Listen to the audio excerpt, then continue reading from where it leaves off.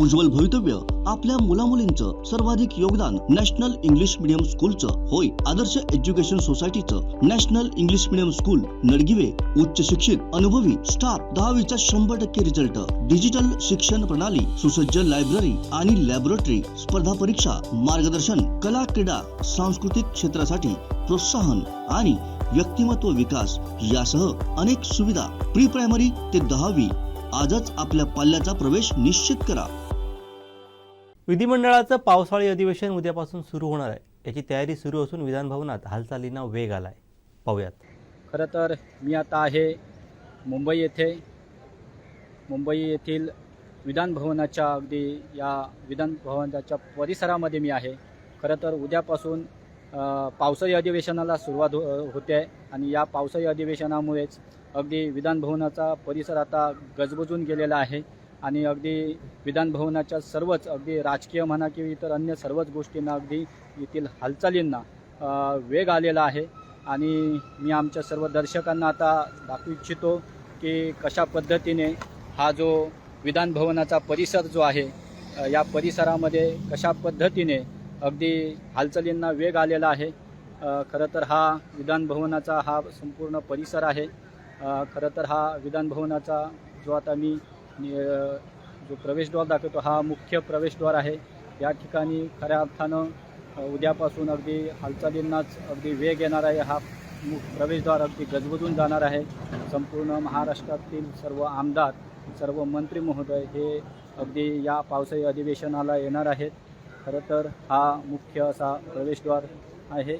या प्रवेशद्वारावर जर पाहिलं असेल तर आत्ताच अगदी सर्वच नेते मंडळी, मंत्री महोदयांचं अगदी आगमन येणं जाणं सुरू झालेलं आहे। खरं तर हे अधिवेशन हे अतिशय लक्षवेधी ठरणार आहे, पावसाळी अधिवेशन। आणि या पावसाळी अधिवेशनानिमित्त अगदी या अधिवेशनाच्या या संपूर्ण परिसरामध्ये अगदी जोरदार तयारी सुरू आहे। तुम्ही पाहू शकता कशा पद्धतीने ही सर्व अगदी हालचालींना वेग आलेला आहे। सर्व तयारी आतमध्ये सुरू आहे। अगदी मोठ्या प्रमाणात अगदी तुम्ही पाहत असाल तर हा पोलीस बंदोबस्त अगदी ठेवण्यात आलेला आहे। अगदी हा विधान भवनाचा संपूर्ण परिसर आहे। खरं तर उद्यापासून हे पावसाळी अधिवेशन सुरू होतं आहे। मात्र हे पावसाळी अधिवेशनाचं एक प्रमुख वैशिष्ट्य जर म्हणायचं असेल तर सगळ्यात महत्त्वाचं सांगायचं असेल तर हे पावसाळी अधिवेशनाचं एक वेगळं वैशिष्ट्य जर सांगायचं असेल तर खऱ्या अर्थानं पाहिलं असेल तर 3 पक्षांचं हे अधिवेशन होतं आहे। पहिल्यांदाच सेना आणि भाजपसोबत आता राष्ट्रवादी देखील या सत्तेमध्ये सहभागी झालेले आहे आणि त्यामुळे निश्चितच हे अधिवेशन जे आहे हे फार लक्षवेधी ठरणार आहे। खऱ्या अर्थानं दुसरं एक महत्त्वाचं या पावसाळी अधिवेशनामधील एक प्रमुख मुद्दा जर सांगायचा असेल तर तो अतिशय महत्त्वाचा मुद्दा तो म्हणजे की पहिल्यांदाच हे अधिवेशन म्हणजे अजून तरी या अधिवेशनाच्या पूर्वी खऱ्या अर्थानं जर पाहिलं असेल तर विरोधी पक्षनेता ठरवणं गरजेचं होतं। मात्र अद्यापही विरोधी पक्षनेता हा ठरवण्यात आलेला नाही आहे आणि त्यामुळे कदाचित हे पावसाळी अधिवेशन हे विरोधी पक्ष विरहित होते की काय असा हा प्रश्न हा आजच्या राजकीय वर्तुळामध्ये निर्माण झालेला आहे। खरं तर आत्ताच या विधी मंडळामध्येच किंवा विधी भवनामध्ये काँग्रेसचे जे नेते आहेत नाना पटोले हे नुकतेच आले होते आणि खरं तर विरोधी पक्षनेते यांच्या समवेत सर्वच विरोधी पक्षातील नेते मंडळींची विधी भवनामध्ये बैठक सुरू होती। मात्र ही बैठक सुरू असताना जर पाहिलं असेल तर ही बैठक सुरू असताना जर अचानक जे जयंत पाटील होते राष्ट्रवादीकडून तर ते अचानक या बैठकीमधून निघाले। त्यांना सुप्रिया सुळे यांचा फोन आल्यानंतर आणि खऱ्या अर्थानं YB सेंटरमध्ये जर पाहिलं असेल तर आज जे राष्ट्रवादी काँग्रेसमधील सर्वच नेते मंडळी म्हणजे अजित पवार यांच्यासहित सर्वच जे मंत्रिपदाची शपथ घेतलेले सर्वच नेते मंडळी हे आणि 40 आमदारांसह हे शरद पवार यांच्या भेटीला गेलेले आहेत आणि खऱ्या अर्थानं आज संपूर्ण महाराष्ट्राच्या या राजकारणामध्ये पुन्हा एकदा एक वेगळी कलाटणी मिळते की काय असा पेच निर्माण झालेला आहे. कदाचित जे राष्ट्रवादी काँग्रेसमधून जो 40 आमदारांचा गट हा बाहेर पडला आणि त्यानंतर तो भाजपसोबत जाऊन सत्तेत बसला, त्यानंतर मोठ्या राजकीय घडामोडी या संपूर्ण महाराष्ट्राच्या वर्तुळामध्ये घडत होत्या आणि आज असं असतानाच मंत्रिमंडळाचा विस्तार झाल्यानंतर मंत्रिपदाचे आणि अगदी खातेवाटप जाहीर झाल्यानंतर खऱ्या अर्थानं आज अजित पवार यांच्यासह सर्वच अगदी मग प्रफुल्ल पटेल म्हणा, छगन भुजबळ म्हणा, सर्वच जे मंत्रिपदाची शपथ घेतलेले सर्वच राष्ट्रवादीतील नेते मंडळी आणि इतर आमदार जे आज राष्ट्रवादी काँग्रेसचे सर्वेसर्वा शरद पवार यांच्या भेटीला गेलेले आहेत आणि नेमकं आता या भेटीतून नेमकं त्यांचं मनोमिलन होतं आहे की काय असा प्रश्न हा संपूर्ण राजकीय वर्तुळामध्ये निर्माण झालेला आहे. खरं तर आता त्यांच्यामध्ये समझोता जर झाला असेल तर मात्र पुन्हा एकदा महाविकास आघाडीमध्ये जे पक्ष होते अर्थात उद्धव ठाकरे आणि त्यांच्यासोबत असणारी काँग्रेस आणि राष्ट्रवादी काँग्रेस, मात्र आता खऱ्या अर्थानं जर हे मनोमिलन झालं असेल तर मात्र विरोधी पक्षातील हे सर्वच म्हणजे उद्धव ठाकरे आणि काँग्रेस हे एकाकी पडण्याची दाट शक्यता निर्माण झालेली आहे. आणि आता नेमकं YB सेंटरमध्ये जी बैठक त्यांची सुरू झालेली आहे या बैठकीमधून नेमकं आता काय घडतं आहे याकडे संपूर्ण महाराष्ट्राचं लक्ष लागलेलं आहे. जे आत्ताच नाना पटोले हे देखील जेव्हा विधी भवनातून त्या बैठकीसाठी अंबादास दानवे यांच्यासोबत बैठक सुरू होती, मात्र या बैठकी दरम्यान जर पाहिलं असेल तर अचानक सुप्रिया सुळेंचा फोन आल्यामुळे ते अचानक YB सेंटरला जायला गेले. त्यामुळे नेमकं आता या बैठकीमध्ये नेमकं काय होतं आहे, नेमकं समझोता होतोय की नाही याबाबत आता राजकीय चर्चा रंगू लागलेल्या आहेत. आणि अशावेळी उद्या म्हणजे 17 जुलै रोजी अधिवेशन पार पडतंय, पावसाळी अधिवेशन पार पडतंय. अनेक प्रश्न आहेत महाराष्ट्रासमोर आणि नेमकं असे प्रश्न असताना मात्र सत्ताधाऱ्यांना जाब विचारण्यासाठी आजच्या घडीला पहिल्यांदाच महाराष्ट्राच्या या राजकीय पटलामध्ये सक्षम असा विरोधी पक्षनेताही नसल्याचं बोललं जात आहे. त्यामुळे अगदी एकाकी हा विरोधी पक्षातील पक्ष पडलेले आहेत अशा पद्धतीचं चित्र आज महाराष्ट्रासमोर आलेलं आहे. त्यामुळे निश्चितच एकूणच जर भाजपने जे विरोधी पक्षातील जे सर्व मग उद्धव ठाकरे असतील किंवा काँग्रेस असतील यांची फार मोठी गोची केलेली आहे आणि त्यामुळे निश्चितच आता संध्याकाळपर्यंत नाना पटोले यांनी नुकतंच सांगितलेलं आहे की संध्याकाळपर्यंत विरोधी पक्षनेता हा जाहीर केला जाईल आणि तो देखील काँग्रेसचाच असेल अशा पद्धतीचा दावा देखील नाना पटोले यांनी नुकताच केलेला आहे. मात्र शरद पवारांच्या भेटीला अजित पवार आणि सर्वच मंत्री महोदय गेल्यानंतर त्यांना या संदर्भात विचारलं असता त्यांनी हे देखील सांगितलेले आहे की हा त्यांच्या पक्षातील प्रश्न आहे, त्यामुळे कोणी कोणाला भेटायला जावं हा आमचा प्रश्न येत नाही आणि याकडे काँग्रेस म्हणून आम्ही लक्ष देत नाही अशा पद्धतीचं विधान त्यांनी केलेलं आहे. त्यामुळे या विधानातून एकंदरीत जर पाहिलं असेल तर कुठेतरी एक नाराजी त्यांनी व्यक्त केलेली आहे. ज्या पद्धतीने आता अजित पवार आणि सर्वच राष्ट्रवादीतील जे राष्ट्रवादीमधून जे बाहेर पडलेले सर्वच नेते मंडळी होते ती आता शरद पवार यांच्या भेटीला गेलेली आहे आणि शरद पवार आता नेमकं या सर्वच म्हणजे अजित पवार असतील किंवा सर्वच मंत्री पदाची शपथ घेतलेल्या सर्वच आपल्या सहकाऱ्यांना आशीर्वाद देतात का हे देखील आता पाहणं फार मोठं उत्सुकतेचं ठरलेलं आहे. एकंदरीत महाराष्ट्राच्या या राजकारणामध्ये अगदी दिवसागणिक एक वेगळीच कलाटणी येत आहे आणि त्यामुळे नक्की आता पावसाळी अधिवेशनाला काही अवघे तास शिल्लक असतानाच अशा घडामोडी घडत असल्यामुळे खरंच तर उद्याचं हे पावसाळी अधिवेशन नेमकं कशा पद्धतीने होणार आहे. आज सत्ताधाऱ्यांना जाब विचारण्यासाठी आजच्या घडीला हा एक विरोधी पक्ष हे एकाकी पडलेले आहेत. दुबळे त्यांची ताकद ही दुबळी होत आहे दिवसेंदिवस.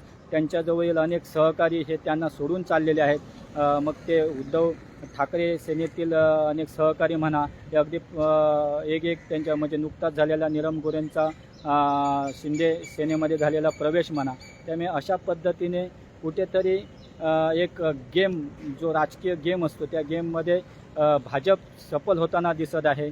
प्रत्येक त्यांचा एक रणनीती ही यशस्वी होताना दिसत आहे आणि मात्र एकीकडे उद्धव ठाकरे सेना आणि आता काँग्रेस ही एकाकी पडलेली आहे आणि अशा स्थितीमध्ये जे आता अधिवेशन होणार आहे या अधिवेशनामध्ये नेमकं कशा पद्धतीने सत्ताधाऱ्यांना घेरण्याचा प्रयत्न हे उद्धव सेनेकडून आणि काँग्रेसकडून होणार आहे हे देखील आता पाहणं उत्सुकता अगदी याकडे सर्वांचं लक्ष लागलेलं आहे.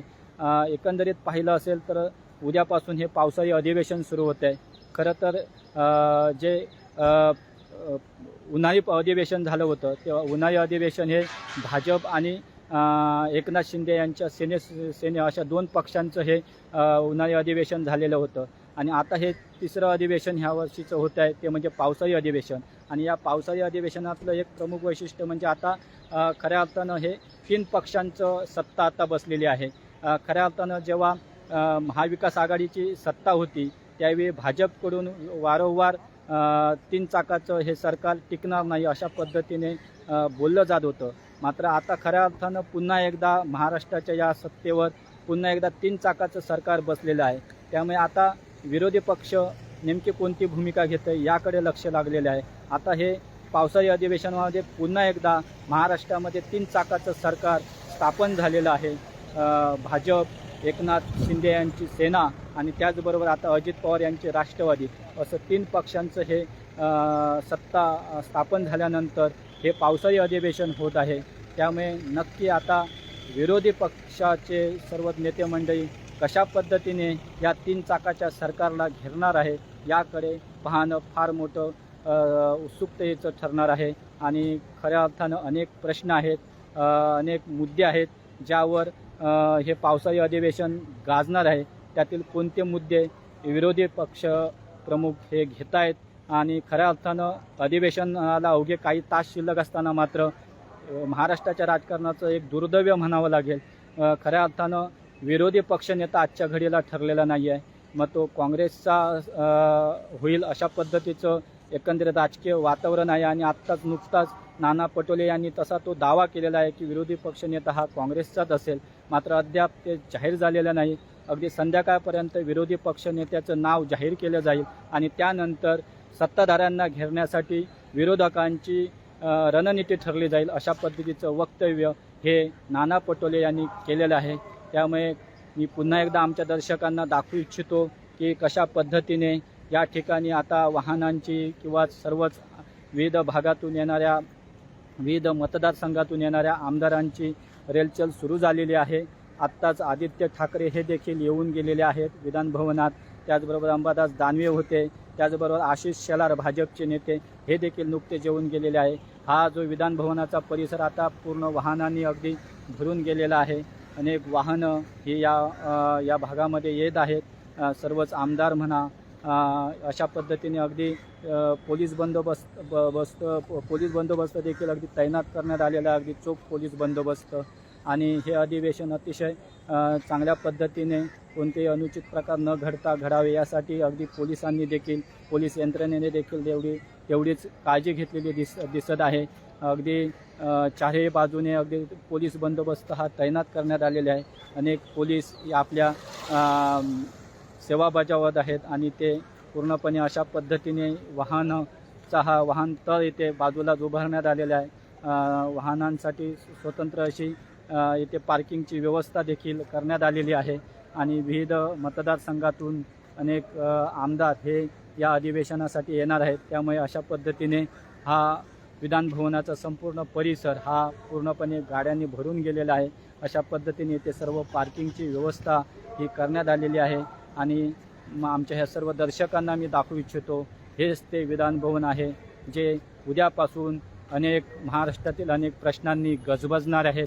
अनेक प्रश्न आमदार या निमित्ताने आपल्या या विधानभवनात मांडणार आहेत आणि त्याचं उत्तर हे मंत्री महोदयांना द्यावं लागणार आहेत. मुख्यमंत्री एकनाथ शिंदे, उपमुख्यमंत्री देवेंद्र फडणवीस आणि अजित पवार उपमुख्यमंत्री, त्याचबरोबर अनेक मंत्री महोदय उद्याच्या या अधिवेशनासाठी अगदी सज्ज झालेले आहेत. या पावसाळी अधिवेशनानिमित्त अनेक प्रश्न महाराष्ट्रातले जे आहेत, जे प्रलंबित आहेत, हे अनेक प्रश्न या निमित्ताने मांडले जाणार आहेत. अशा पद्धतीने ह्या आमदारांच्या विविध मतदारसंघातील आमदारांच्या आमदारांची वाहनं या विधान भवनाच्या परिसरामध्ये येत आहेत. अनेक आमदार महोदय हे देखील अनेक प्रश्न आता घेऊन उद्या ते या विधान भवनात होणाऱ्या पावसाळी अधिवेशनासाठी येणार आहेत. तर एकंदरीत जर पाहिलं असेल तर खऱ्या अर्थानं उद्यापासून हे विधान भवन अनेक आमदारांनी अनेक मंत्री महोदयांच्या उपस्थितीने अगदी गजबजणार आहे. हेच ते प्रवेशद्वार आहे, विधान भवनाचं मुख्य प्रवेशद्वार. याच प्रवेशद्वारातून आता उद्यापासून महाराष्ट्राच्या अनेक प्रश्न जे प्रलंबित असणारे अनेक प्रश्न हे मार्गी लागणार आहे आणि त्यासाठी हे पावसाळी अधिवेशन उद्या होणार आहे. मात्र एकंदरीत हे पावसाळी अधिवेशन होत असताना त्याच्या आदल्या दिवशी अनेक नाट्यमय घडामोडी ह्या महाराष्ट्राच्या राजकारणामध्ये घडत आहेत. खऱ्या अर्थानं जर पाहिलं असेल तर अजित पवार, उपमुख्यमंत्री अजित पवार आणि त्यांच्यासोबत मंत्रिपदाची शपथ घेतलेले सर्वच मंत्री महोदय, नेते मंडळी ही आत्ताच शरद पवार यांच्या भेटीला गेलेली आहे आणि या भेटीमध्ये आता नेमकं काय घडतं याकडे सर्वांचं लक्ष लागलेलं आहे. खऱ्या अर्थानं जर पाहिलं असेल तर आता जे मंत्री महोदय जे शरद पवार यांना भेटायला गेलेले आहेत तर त्यांना शरद पवार हे आशीर्वाद देतात का, त्यांच्यामध्ये मनोमिलन होतं आहे का आणि भाजपमध्ये ते देखील भाजपच्या या सत्तेमध्ये ते देखील आरूढ होतात का, असे अनेक प्रश्न आता या निमित्ताने समोर आहेत. आणि अगदी थोड्या वेळामध्येच पवारांचा एक अगदी पॉवर गेम हा संपूर्ण महाराष्ट्राच्या या राजकारणामध्ये समोर येतो आहे का, अशा पद्धतीने बोललं जात आहे.